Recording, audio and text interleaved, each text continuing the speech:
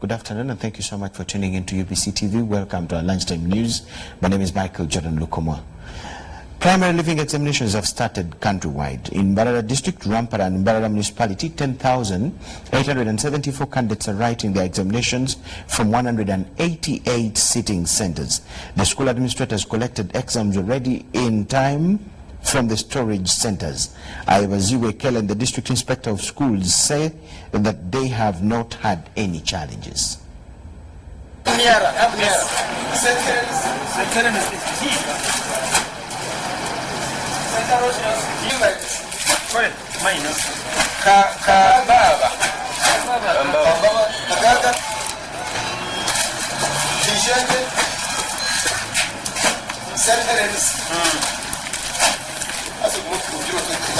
we have distributed them. There is no envelope that is torn, and they are all properly packed. And the escorts have already escorted their papers. There is no challenge yet. We are yet to hear from the schools. We have started our exams. We have received exams from police. They are well secured, well protected, and so far there is no any worry. We have given out papers. We are beginning with mathematics as per our timetable. We have given out papers to our distributors. We have 9 routes taking exams throughout the municipality. Each route is well guarded by an armed police officer to ensure security of the exams. We are starting well in good time, and we believe they will be delivered in time. They have 2 types of scouts. We have scouts deployed from local governments and scouts deployed from the headquarters in UNEP. Expecting a very smooth examination because no papers are missing. We have enough vigilators, enough supervisors, enough distributors. The exams are being escorted by the police, and we hope everything is going to move smoothly. Yes, Lawrence, Ruti, Karama, Tukore, Chivingo 1, Rege Junior, but which are move faster. And our district, our municipality has got hard to reach places also. This needs to be considered by UNEP. Quite fortunate. Examination started quite well. The distribution was fine right away from the main storage station. And the distributors were ready. The UNEP scouts were found in their stations. They were ready. The supervisors, the invigilators. Actually, we've not had any anomalies so far.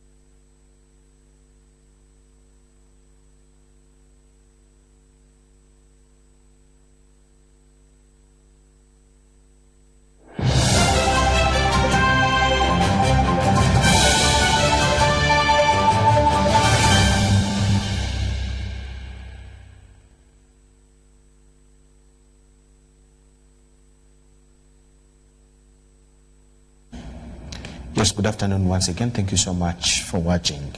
Now, it's a rainy season and agriculture is the thing to talk about. With me is Dr. Mulumba Waswa, and we're going to look at farmers' access to clean seed. We want to know what clean seed is, how do we access it, what makes clean seed clean, and how come we just have to access it. So, Doctor, you're most welcome. Thank you very much. Good afternoon, sir. Good afternoon. Thank you, Mike, for hosting me. Yes. How do you talk about the kind of weather condition we're having as far as farming is concerned? Let's start from that angle. Well, this kind of weather is conducive for most of the crops that we grow in this country.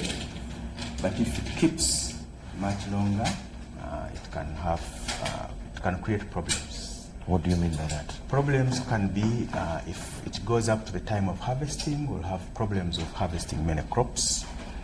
But in crops like beans, also too much rain raises the levels of pest and disease problems. So the rains can be a challenge. But all in all, water is so important for production. So the more water we have, the more production we can expect. Okay. Yes. You're talking you sound to be talking to a farmer that speaks English like you and me. Mm-hmm. Now, can you talk to somebody deep in Kisoro, deep in Chigoga, yes, deep in Kaliro?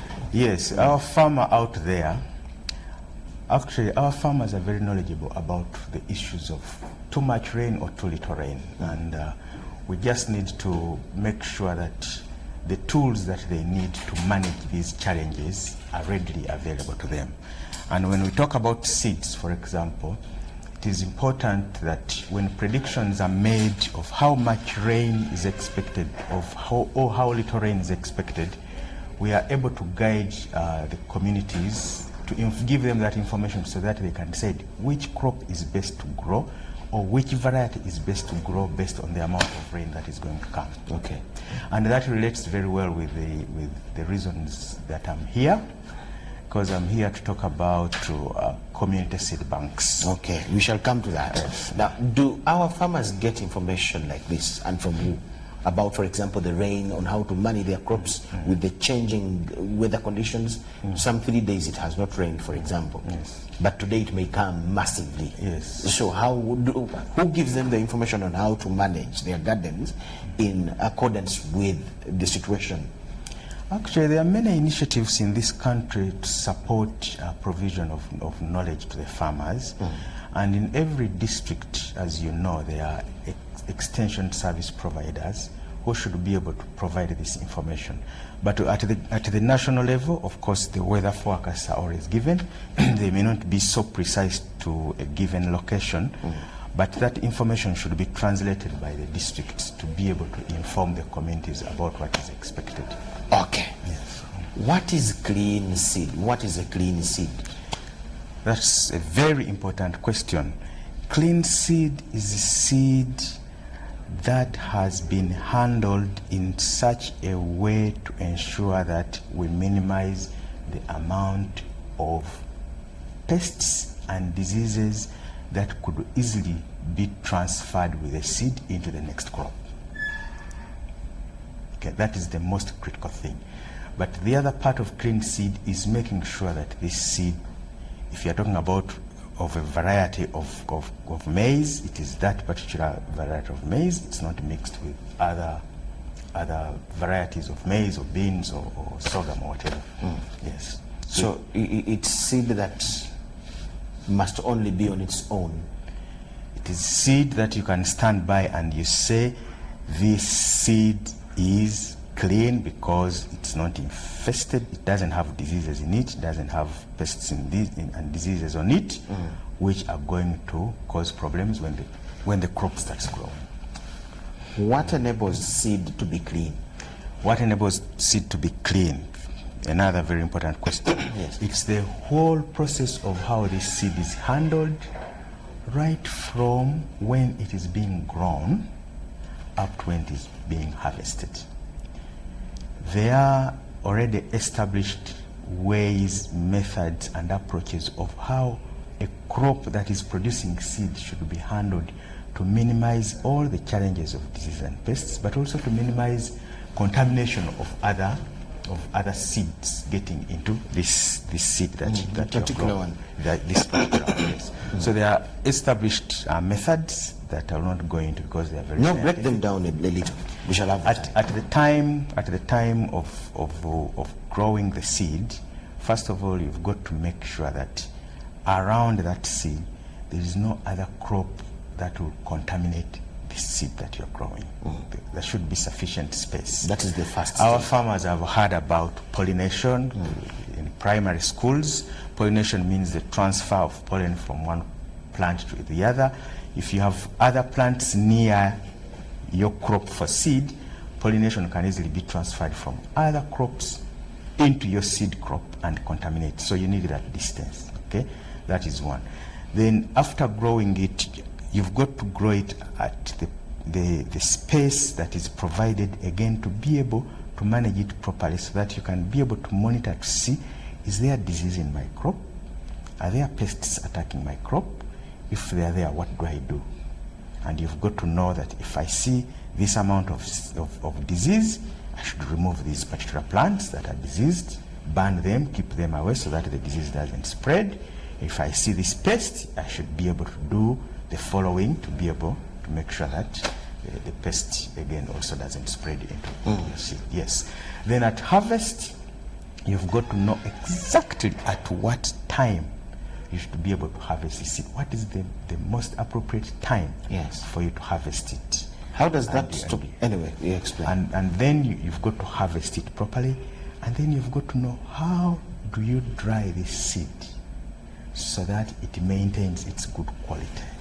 At that point, Doctor, at harvest, what do I do to maintain the cleanliness in the context you explained it? Yes. First of all, you must have the appropriate tools for harvesting, depending on the crop that you have.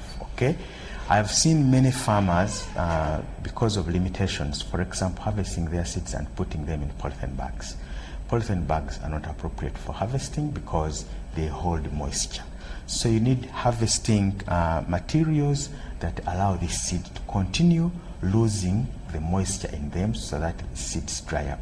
Anytime the seeds retain a lot of moisture, they start losing their value because the diseases, the moisture will either encourage growth of diseases on the seeds or will encourage germination of the seed before it is time.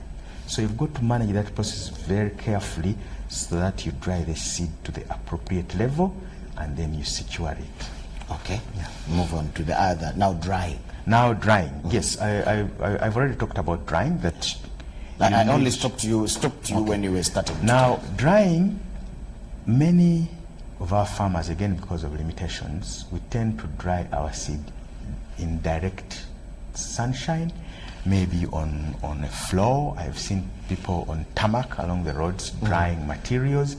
You should only dry produce in that way, but not seed. We need to differentiate between seed and produce. Tell us the difference. Produce is material you have grown and produced and it's going to be sold for eating. You're going to take it to the market so that people buy it and eat it. It doesn't matter whether that maize seed or that bean seed is still alive because it is going to be cooked anyway. But for seed, the seed must retain its full life. And therefore, when you are drying it, you've got to make sure that you don't expose it to too much heat because too much heat damages it. You don't expose it too much sunshine because again sunshine heats up the seed and causes damage inside the seed. So that process also needs to be handled. That's why if you visit places where seeds are dried, they're normally dried under shade. You just encourage flow of air so that the drying is smooth and conducive for the seed. Okay. Yes. So is that all in as far as ensuring cleanliness of the seed is concerned? Those are the key things that a farmer would want. At least any level, no one can fail to afford that. Exactly. Those are the basics. Yes, okay. Those are the basics. There are other levels that, for example, the seed certification agents of the Ministry of Agriculture would go into if it is monitoring how this seed has been produced.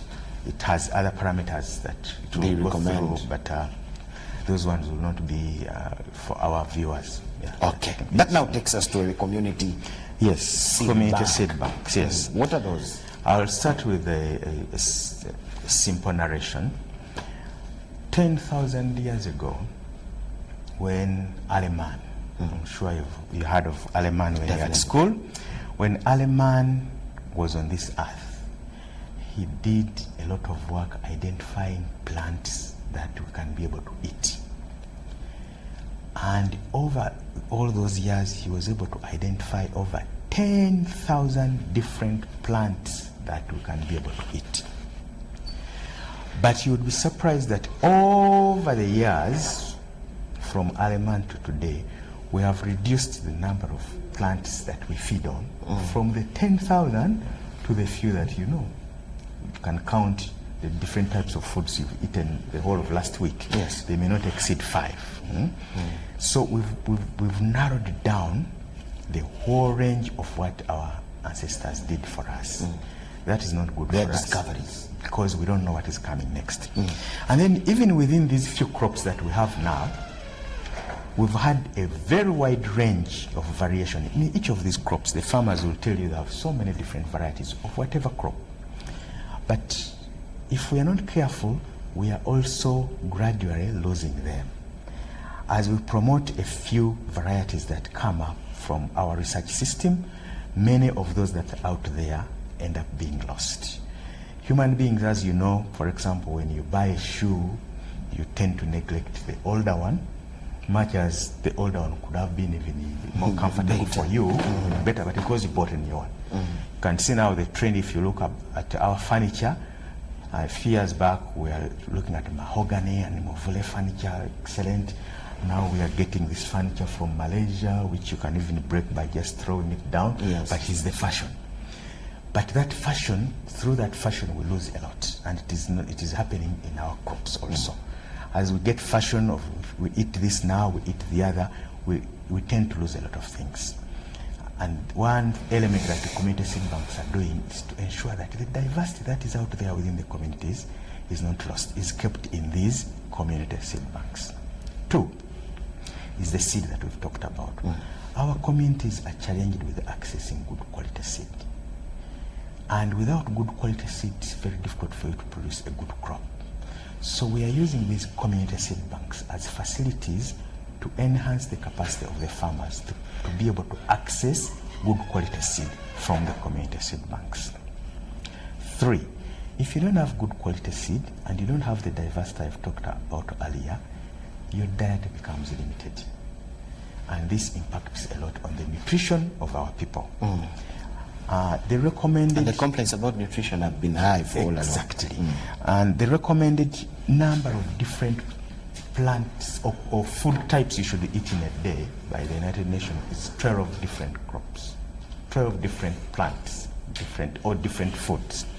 But our people are eating 2 or 3 a day for month in, month out. And it's basically because they cannot access the seed, they don't know where to get it from. This diversity in the communities has not been promoted so that people can be able to access it.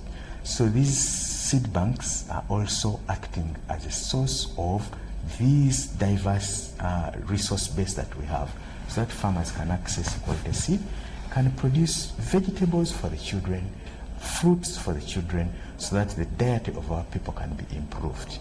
And not only that, when you have all that diversity available, then you can also be able to reach out to the market and make some money. Okay. So, in a nutshell, community seed banks, we are piloting community seed banks to basically be able to one, ensure that the diversity that we have, the rich diversity we have in this country is not lost. Because we can lose it and you can never recover it when you lose it. We want it to be within the community, managed at the community seed banks, so that the community can be able to access it in time and use it for whatever purpose they want to use it.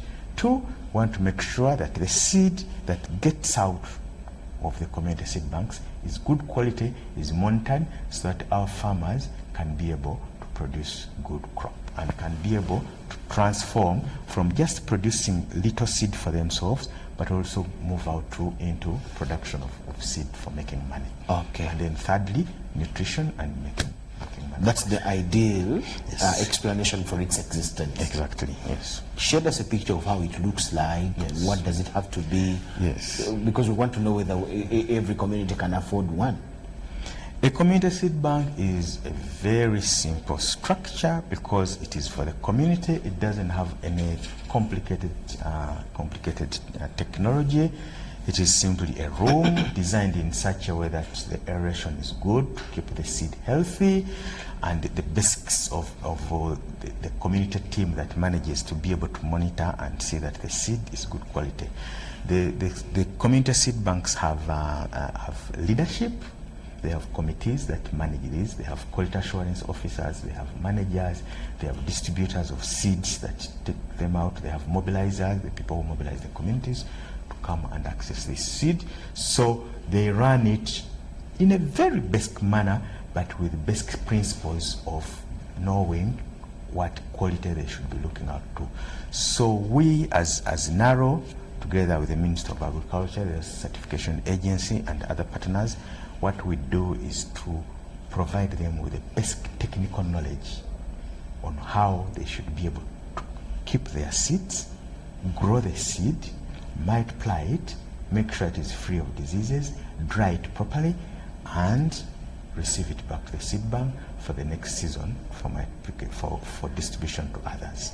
Actually, as the name suggests, our original idea was that these seed banks should be just a loaning facility. That farmer comes and says, I want a loan of 10 kilograms of seed.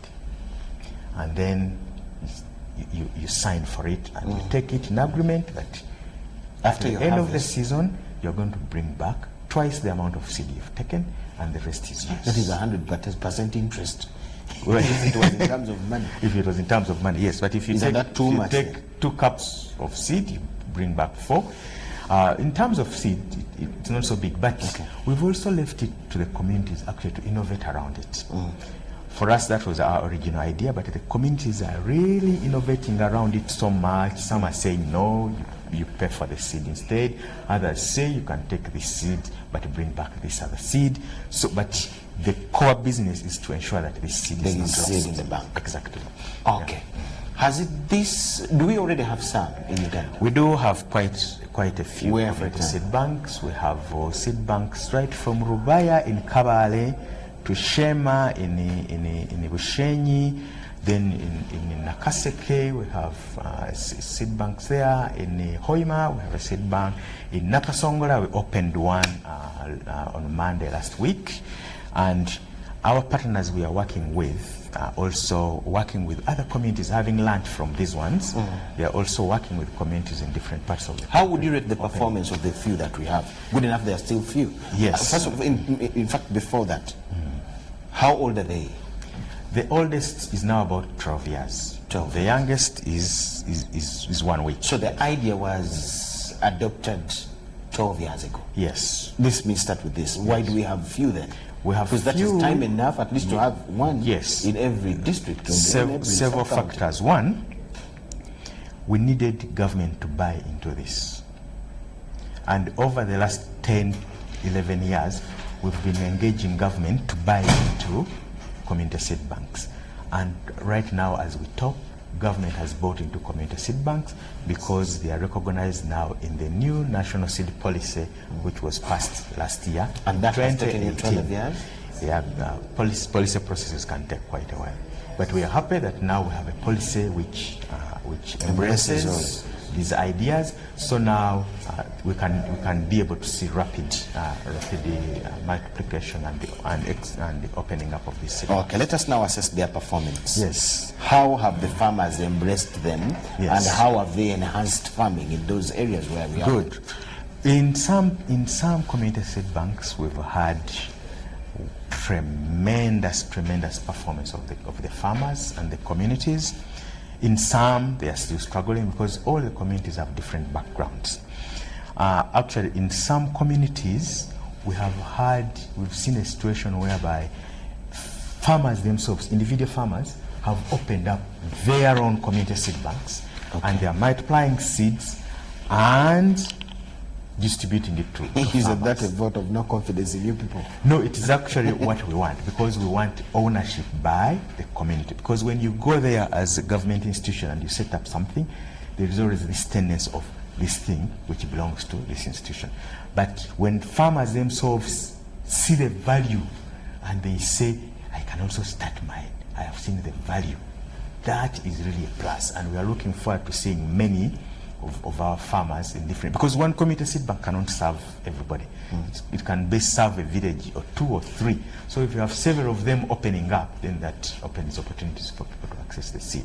Okay. We've had farmers win prizes to fly to the Netherlands with the New Vision program because they've been part of these community seed bank systems, and they've been able to learn how well to manage, produce, and create wealth out of seed. Okay. Yes. Now, so they keep seed, and in fact they bank seed, and people go get seed from there. Yes. And you say we only have a few of them. Yes. So you said you're waiting for government to embrace the whole thing in a policy. That is done. The policy is out. It was passed November, December 2018. So now the policy is in place. Now it is upon every stakeholder, every player who would be interested in delivering seed to our communities to be able to pick this up. A number of NGOs have already come on board, and they are really piloting this in different parts of the country. So I expect to see quite a number of these seed banks coming up. That is your expectation, but now what are your plans as the brains behind the idea to see it blossom? Yes, as I've said, they are now part of the national policy. We actually have a whole strategy.